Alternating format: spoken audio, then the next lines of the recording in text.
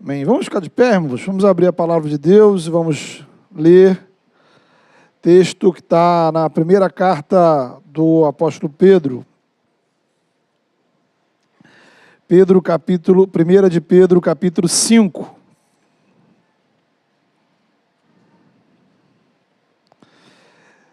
E nós vamos ler do versículo 1 ao 11. Primeira de Pedro, capítulo 5, do versículo 1 ao 11. Nós vamos fazer diferente hoje, né? Então, os versículos ímpares, esse lado aqui vai ler. Os pares, o lado de cá vai ler. Então, fica ligado. Ímpar, par, tá? Então, se liga aí, não se perca. Eu estou no meio, né? Então, como é que eu faço? Eu vou começar lendo para os irmãos pegarem o ritmo. Os irmãos acompanham aí. Então, meus queridos irmãos aqui. Portanto,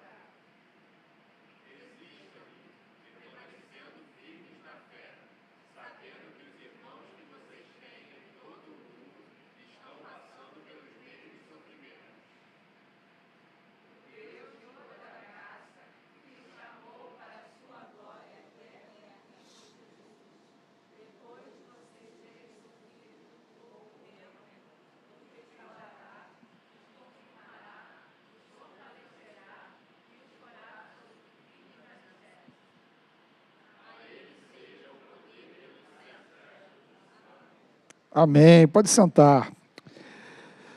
Queridos, a igreja começa a sua caminhada no mundo como um movimento muito simples.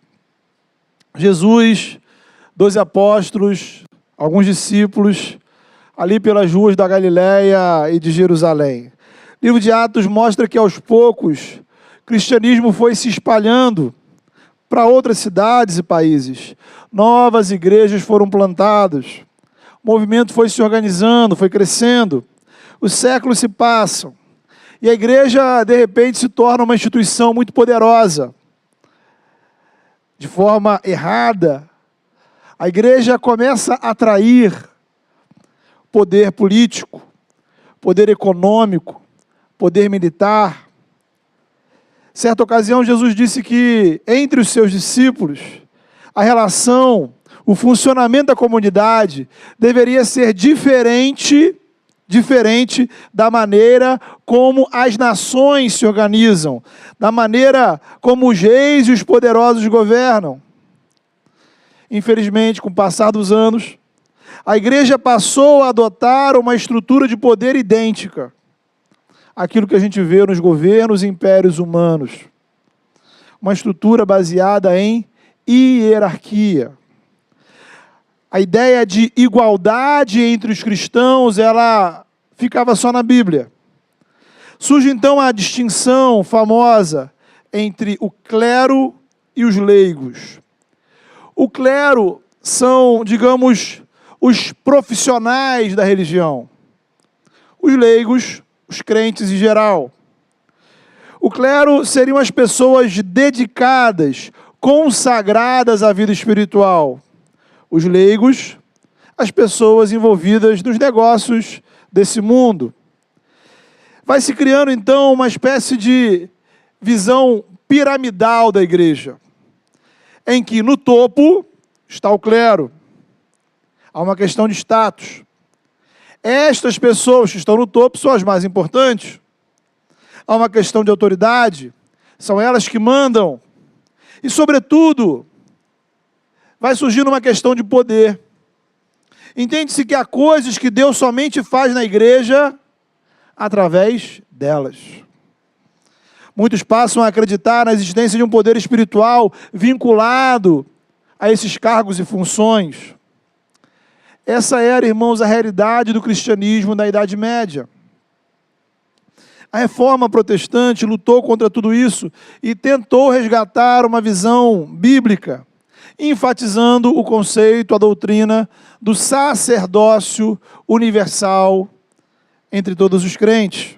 Isto é, todos somos sacerdotes, todos somos iguais diante de Deus.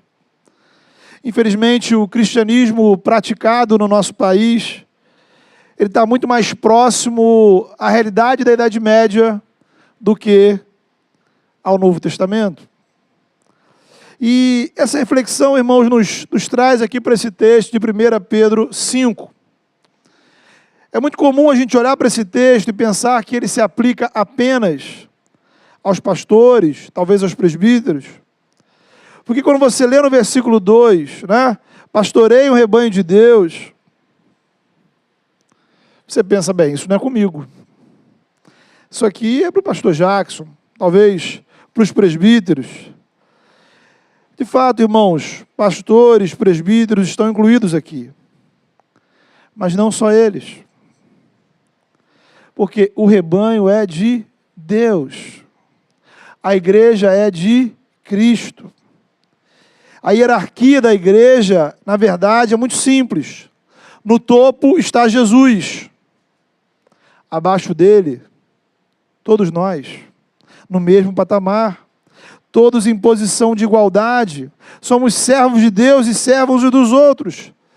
Assim, por um lado, podemos afirmar que todos somos pastores, porque todos temos a responsabilidade de cuidar do rebanho.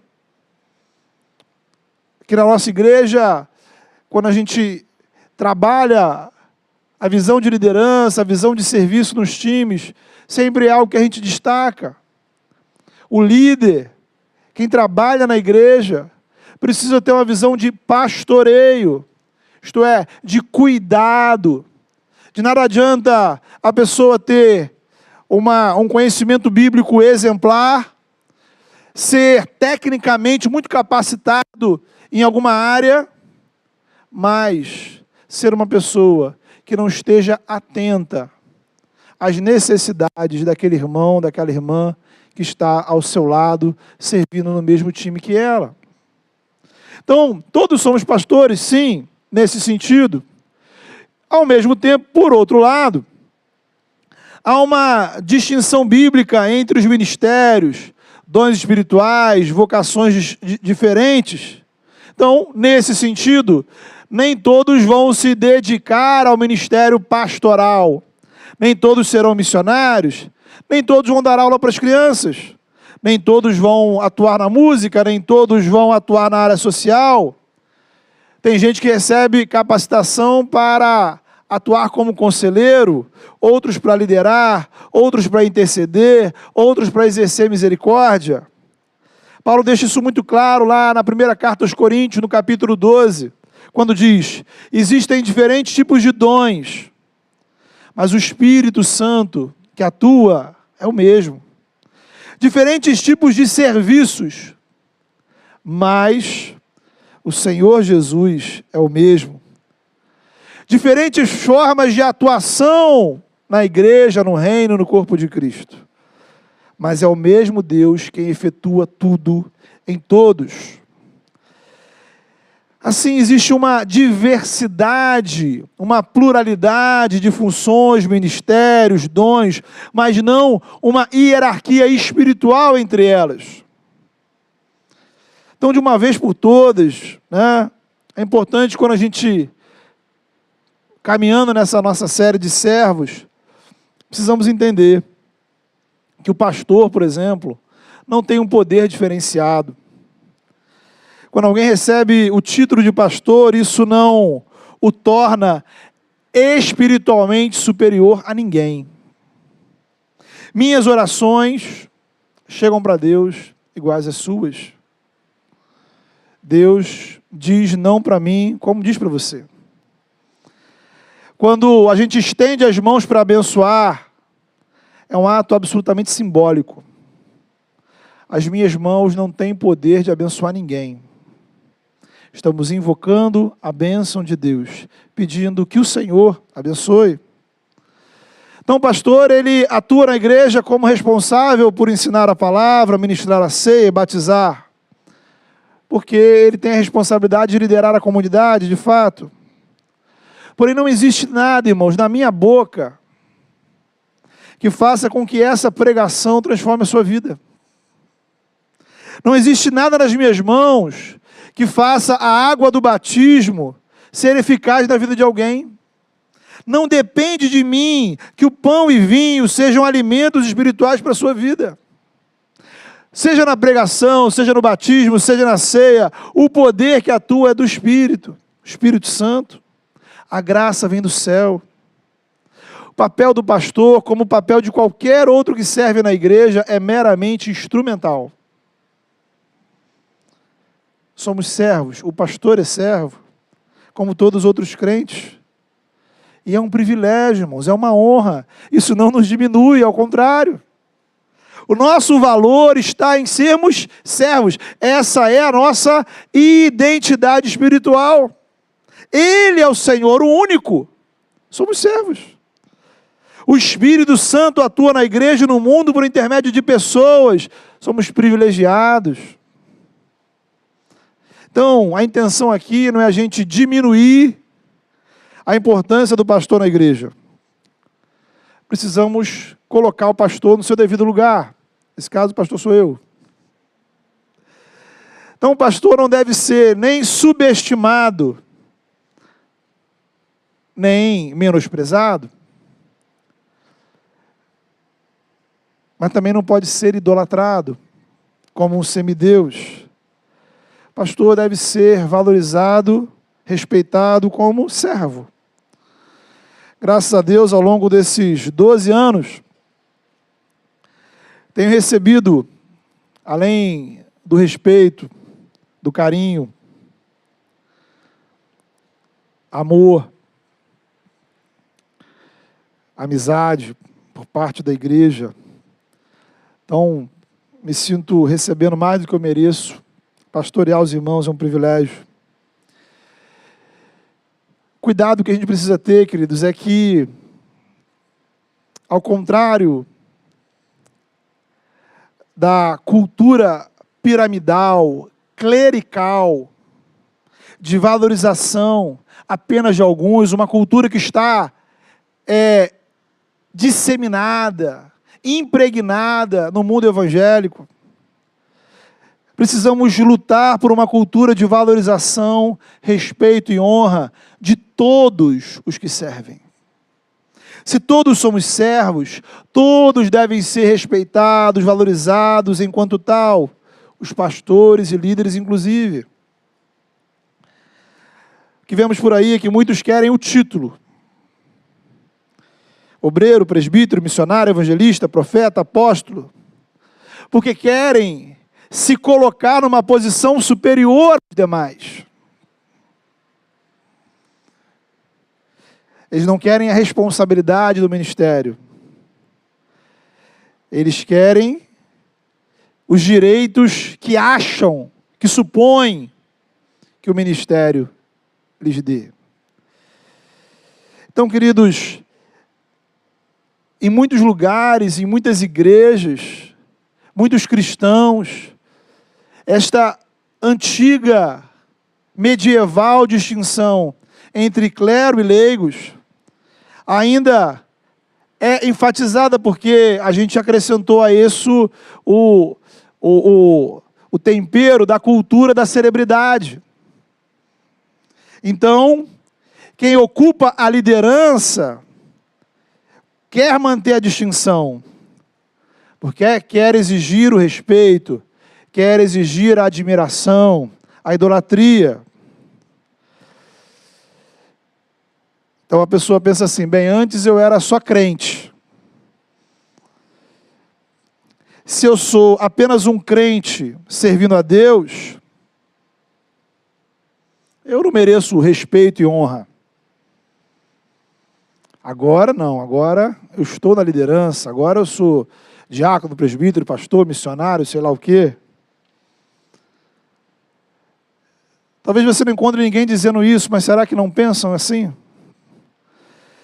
Muitos por aí, irmãos, trazem a ideia de que servir na igreja é servir ao pastor.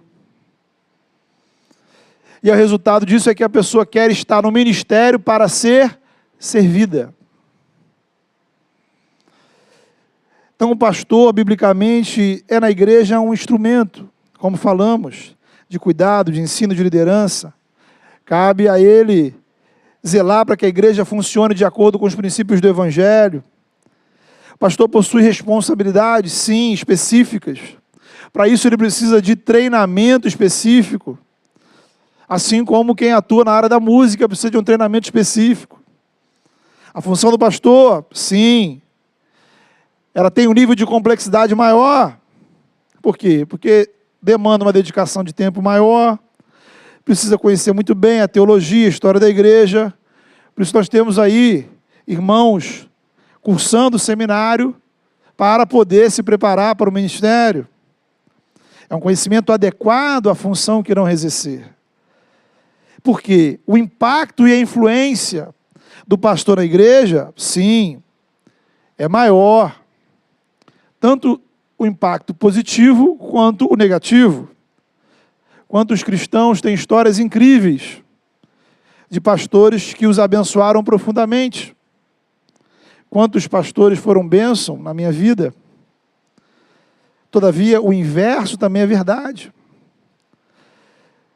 Quantas pessoas estão desviadas, desigrejadas, às vezes literalmente descrentes e traumatizadas com a igreja, porque foram vítimas de pastores ruins.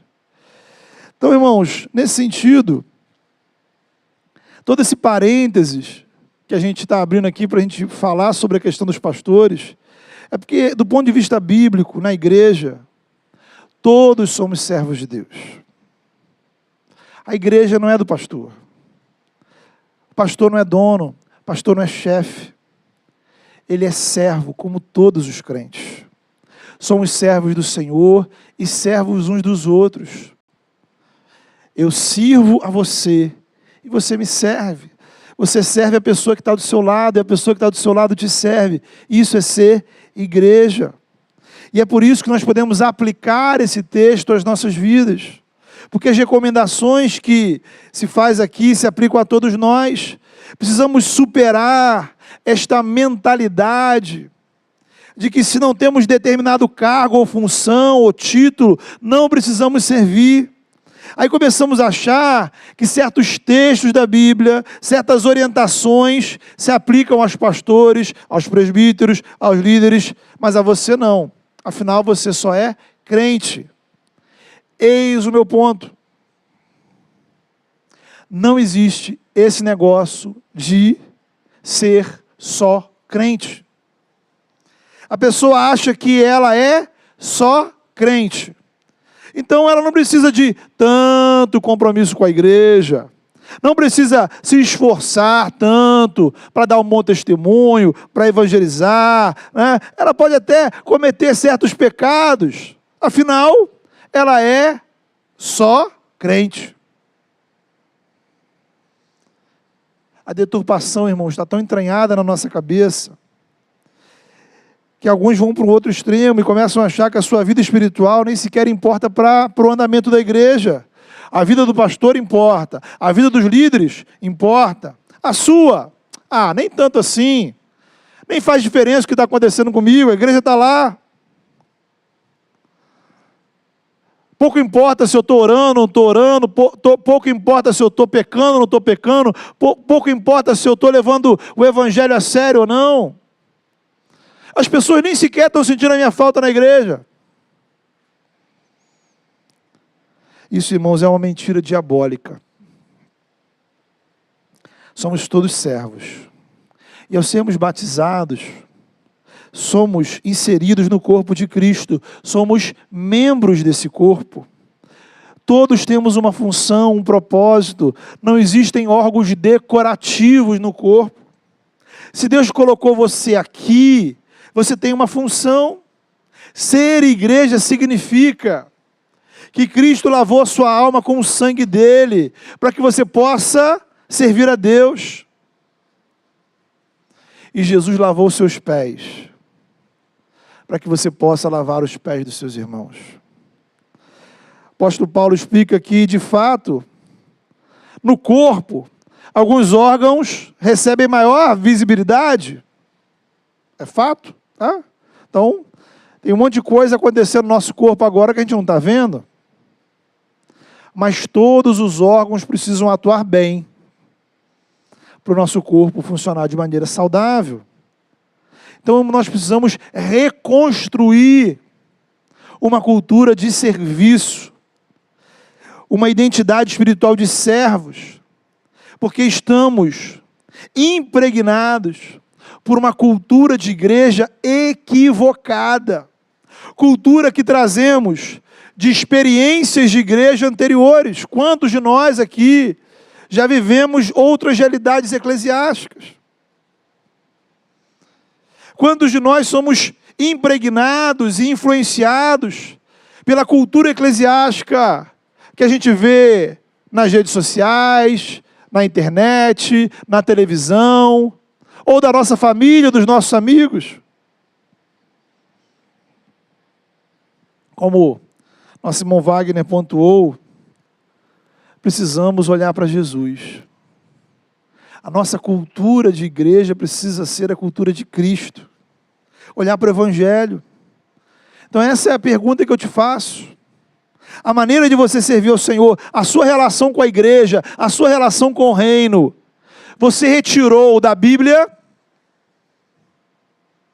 A maneira de você lidar com a sua vida espiritual é fruto de oração? É fruto de uma meditação séria na palavra de Deus? Ou foi uma conclusão pessoal que você tirou a partir das suas experiências? Pastor, depois de tudo que eu passei, depois de tudo que eu vi, eu acho que deve ser assim. Minha família é assim, meus amigos são assim. Eu sou assim. Minha referência não podem ser as minhas experiências, nem as boas, nem as ruins. Tampouco as experiências dos outros. Minha referência é Cristo, o Evangelho, a palavra. Todos somos servos, todos temos responsabilidade com a igreja de Deus. E o texto nos ajuda a observar algumas dimensões dessa responsabilidade. Em primeiro lugar, Pedro chama a nossa atenção para a dimensão vertical. Servimos olhando para o Senhor. Qualquer serviço cristão precisa olhar para o céu. Quando atuamos em caridade, ajudando o necessitado, quando eu converso sobre o Evangelho com um amigo, qualquer coisa que fizermos na igreja, eu preciso olhar para o céu. Por quê? Eu preciso lembrar que o Senhor me chama ao serviço, irmãos. Não servimos porque o pastor pediu. Não servimos porque algum irmão nos pediu. Temos um chamado do Senhor. Estamos debaixo de um chamado. Jesus disse: aos seus discípulos: não foram vocês que me escolheram, eu escolhi vocês. Eu desejei que vocês estivessem aqui. E eu os escolhi para que vocês sirvam e frutifiquem. Mais uma vez, os serviços são diversos. O grande lance é a gente ser intencional na finalidade do serviço. Para quem eu estou fazendo? Por que eu estou fazendo? Para quem eu estou cantando? Para quem eu estou ofertando? Para quem eu estou orando? Para quem eu estou testemunhando? Quem importa na hora de eu dizer não ao pecado? Quem importa na hora de eu abrir mão de algo para ser obediente à palavra de Deus? Viemos ao culto para adorar o Senhor, isso é um ato de serviço. Não viemos assistir um espetáculo, não viemos consumir uma refeição, não viemos receber um benefício. Servimos ao Senhor com o nosso tempo, servimos ao Senhor com nossos louvores, servimos ao Senhor com nossas orações, servimos ao Senhor com nossos recursos, servimos ao Senhor com nossos dons. Olhar para Cristo, queridos, também nos lembra do seu exemplo. Veja, a Bíblia nos apresenta Jesus como pastor, Filho de Deus, Supremo Pastor, o bom pastor, o pastor dos pastores. Como é que ele caminhou aqui na terra? Como servo que servia. Filipenses, no capítulo 3, o apóstolo Paulo vai dizer: irmãos, sigam unidos o meu exemplo e observem os que vivem de acordo com o padrão que lhe apresentamos. Quem é o nosso modelo, irmãos? Qual é o nosso padrão? Os crentes das igrejas do século 21? O seu referencial são as suas experiências passadas? O seu modelo são as suas conclusões? Aquilo que você acha razoável? Ou será que de fato a gente serve olhando para Jesus? E aí, quando temos em conta o modelo de Jesus, lembramos que servir possui um aspecto de humilhação. Falar de humilhação na nossa cultura é falar de algo ofensivo e ruim. Humilhar alguém é algo desprezível. Ninguém quer ser humilhado. A Bíblia aponta outra direção. Por um lado, ela fala de uma auto-humilhação. Jesus não humilhou ninguém. Ele se humilhou. Pedro recomenda que nós nos humilhemos diante do grande poder de Deus. O que significa assumir uma posição inferior ao outro. Lá na época do Novo Testamento era muito claro: os servos são inferiores aos senhores, os senhores são servidos pelos servos, quem serve é servo, quem é servido é senhor. O nosso desafio é enfrentar o nosso orgulho, deixar o orgulho de lado para servir ao Senhor, assumir a posição de servo com alegria. Servir ao Senhor não é humilhação, é privilégio. É sim assumir uma posição inferior. Por quê? Porque Ele é superior. Não é a gente se colocar numa posição inferior ao outro, somos iguais. Mas todos nós, inferiores a Ele. Ele é santo, nós pecadores. Ele é criador, nós criaturas. Ele é Senhor, nós somos servos. Então, se humilhar diante do Senhor não é se diminuir. Não é você se expor ao ridículo. Com Jesus, se humilhar é assumir a posição de servo, na fé e esperança de que um dia o Senhor nos exaltará. O que nos lembra que Toda essa história de servo tem um futuro. Um dia prestaremos contas a ele. 2 Coríntios 5,10 vai dizer que todos nós devemos comparecer perante o tribunal de Cristo, para que cada um receba, veja você, de acordo com as obras praticadas, quer sejam boas, quer sejam más. Um dia, o Senhor que nos distribuiu talentos, voltará e prestaremos contas a Ele do que fizemos com nossos talentos. Talvez você olhe isso de uma perspectiva totalmente negativa. Talvez isso te traga medo, receio. Mas existe um outro lado. Isso também nos traz um outro sentimento.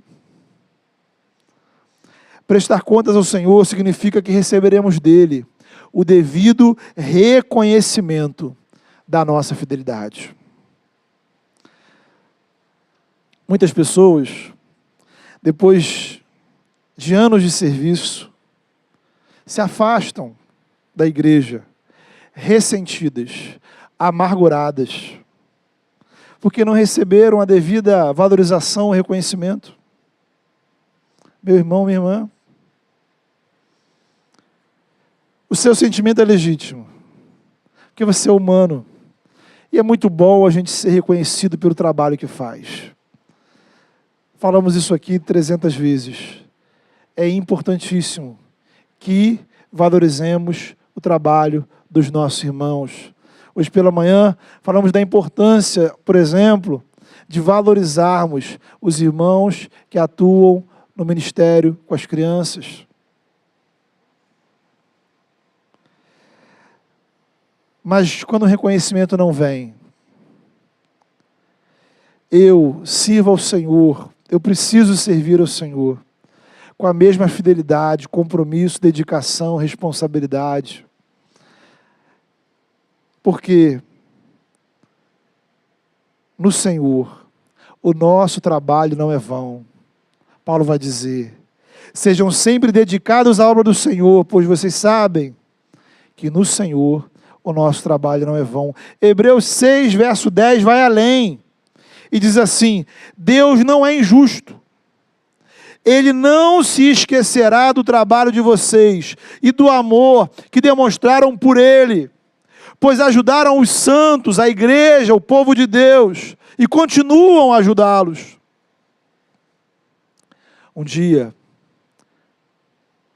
talvez você ouça do Senhor, muito bem, servo bom e fiel, foste fiel no pouco, sobre o muito te colocarei. Mas não apenas na glória nós recebemos a recompensa do nosso serviço. Esse ponto se desdobra em outros dois, porque existe uma bênção em servir ao Senhor, e aqui é preciso cuidado, cautela, porque a gente não pode cair numa visão comercial do Evangelho. São aqueles que servem para ganhar. Então, quem serve é abençoado. Quem serve mais, é mais abençoado ainda. Quem não serve, ficou sem bênção. Meu irmão, minha irmã, Deus te abençoa por graça. Quando você é infiel, Ele permanece fiel. Você está todo atolado no pecado, na lama do pecado, e apesar disso, Deus te usa com poder. As misericórdias dEle se renovaram esta manhã. E ainda que a sua condição espiritual hoje seja a mais horrível de todas, amanhã as misericórdias dEle se renovarão sobre a sua vida. Nada que façamos para Deus o constrangerá a nos abençoar. Somos criaturas. Não podemos cobrar dele recompensa por servi-lo. A palavra questiona, quem primeiro lhe deu para que ele o recompensa? Você não merece nada de Deus. E é isso a gente volta lá à questão do pastor, que a gente falou no início. Mesmo os obreiros mais dedicados à obra do Senhor não podem exigir de Deus qualquer coisa. No final do dia, eu e você somos apenas servos inúteis que fizeram o que deviam. Mas também, como falamos aqui, eu não posso afirmar que você vai ser castigado se não servir. Não posso dizer isso. Mas eu posso garantir que você vai ser abençoado enquanto servir. Esse é o ponto. Se ser abençoado não significam apenas bênçãos materiais. Existe algo que eu experimento do céu quando eu me disponho a servir, além do reconhecimento final, lá na glória, quando estivermos diante do Senhor, já aqui agora experimentamos uma graça específica sobre nossas vidas no exercício do serviço ao Senhor. Enquanto servimos, Ele nos abençoa. E aí, versículo 7 nos lembra que não estamos sozinhos nesse serviço. Na dinâmica do servir, surgem questões no coração, preocupações, medos, cansaços, ansiedades. Como a irmã Tamires nos lembrou de manhã, quantas vezes a nossa condição emocional é contra o nosso servir. Às vezes você está irritado, você está chateado, você está frustrado, decepcionado, triste. Como é que serve? A palavra diz que a gente deve colocar tudo isso diante do Senhor, em oração.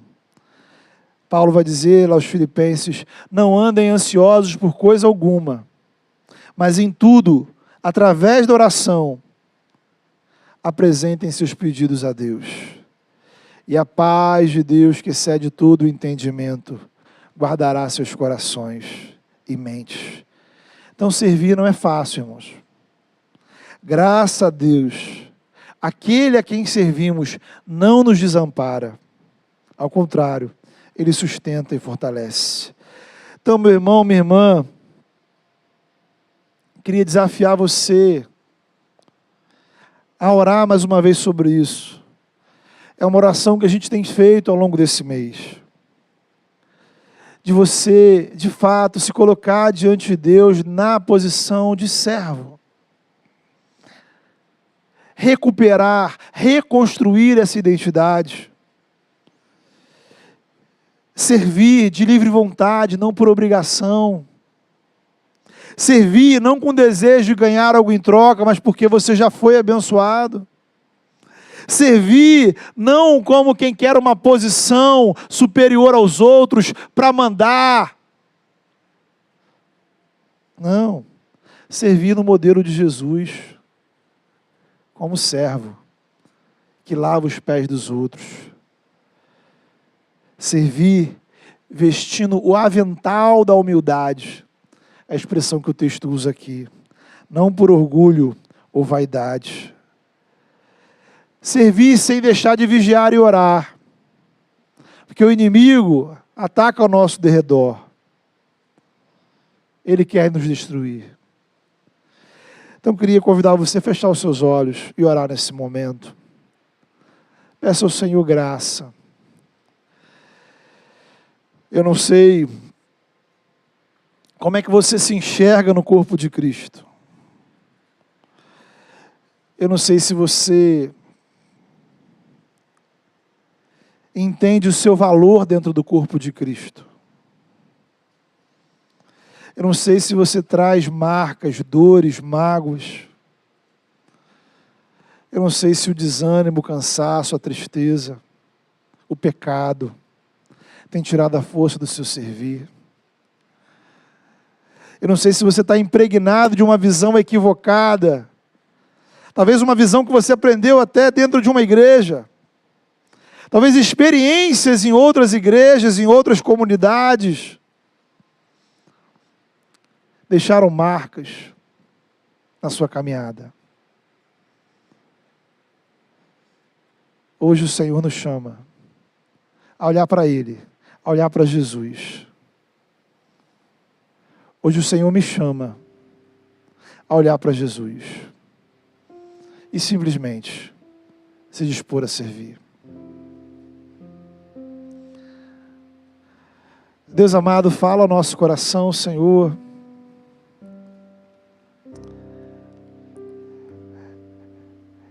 Estamos diante do Senhor. O Senhor nos serviu com a sua vida, com a vida do seu Filho. O Senhor nos serviu com a tua graça, o Senhor nos serviu com o teu Espírito Santo. O Senhor nos serviu com salvação. O Senhor nos serviu com libertação, com perdão. O Senhor nos serviu nos dando esperança, nos resgatando das trevas. O Senhor, em Cristo, lava as nossas almas e os nossos pés. Pai, em nome de Jesus, ajuda-nos a recuperar uma imagem de igreja, Senhor, baseada em Cristo, Senhor. Há tantos, ó Pai, tantas visões equivocadas. Há um cristianismo, Senhor, por aí que nada tem a ver com o Evangelho, nada tem a ver com Jesus. Ajuda-nos a ser uma comunidade, ó Pai, que reflete Cristo. E que cada pessoa aqui nessa noite, olhando para Cristo, entenda por um lado, a alegria que é, o privilégio que é, a honra que é, a graça que é, estar na posição de servo. Aqueles que trazem, Senhor, traumas, dores, entendimentos equivocados, aqueles que têm baseado a sua relação com a igreja e com o reino, Senhor, em ideias que nada tem a ver com a tua palavra. Eu peço, Senhor, que os confronte.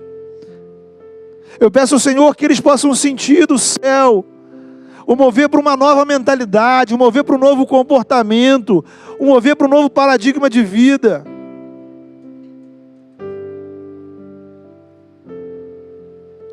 E que todos nós, Senhor, possamos se dispor a servir. Remove de nós toda ideia de hierarquia, toda ideia de superioridade. Servimos, ó Pai, e somos servidos. Que possamos honrar todos aqueles que servem. Que possamos valorizar todos aqueles que nos servem. Que possamos olhar para os irmãos que nos servem como instrumentos da Tua graça em nossas vidas. E que tenhamos a humildade, Senhor, a humildade de Cristo, de se dispor a servir uns aos outros. Não há ninguém aqui, Senhor, que seja superior nem inferior. E que na visão da igualdade, Senhor, aos pés de Cristo, possamos testemunhar do Teu Evangelho nesse mundo. Em nome de Jesus. Amém.